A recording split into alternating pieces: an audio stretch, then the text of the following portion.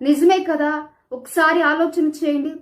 ఇక్కడ నయోమి, నేను సమస్తాన్ని పోగొట్టుకున్నాను, నా జీవితంలో ఓడిపోయాను, నేను ఎందుకు బెత్లెహేమును విడిచిపెట్టి వెళ్ళాను?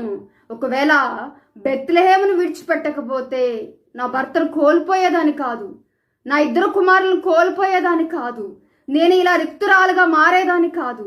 నేను ఎందుకు ఇలా చేశాను? నేను ఎందుకు ఇలాగూ దేవుడు సంచరించేటువంటి బెత్లెహేమును విడిచిపెట్టి వెళ్ళిపోయాను? నేనెందుకు దేవునికి దూరంగా వెళ్ళిపోయాను? నేనెందుకు దేవునికి అవిధేయురాలుగా నడుచుకున్నాను? కాస్త శ్రమ వస్తే, కరువు వస్తే, ఇబ్బంది వస్తే, ఇరుకు వస్తే నిలబడలేకపోయాను, పడిపోయాను, తొట్టిల్లిపోయాను.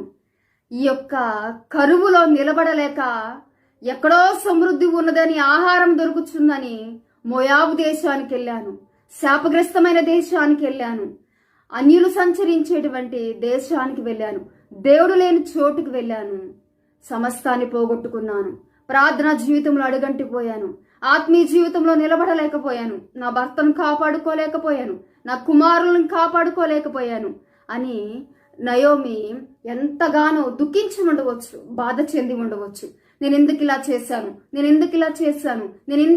చేశాను అని నయోమి అనుకుంటూ ఎన్నో రాత్రులు గడిపి ఉండవచ్చు. తన భర్తను కోల్పోయిన దగ్గర నుంచి కూడా మరలా బెత్లెహేముకు వచ్చే అంతవరకు కూడా, మరలా బెత్లెహేములో అడుగుపెట్టిన తర్వాత తన గత జీవితము, తన సమృద్ధి పరిస్థితి, తన భర్త, తన పిల్లలు తనకు గుర్తొచ్చి ఉండవచ్చు. ఒకప్పటి తన జీవితం గుర్తుకు వచ్చి ఉండవచ్చు, ఒకప్పటి తన జ్ఞాపకాలు గుర్తుకొచ్చి ఉండవచ్చు, ఒకప్పటి తన ఆత్మీయ జీవితం గుర్తుకు వచ్చి ఉండవచ్చు.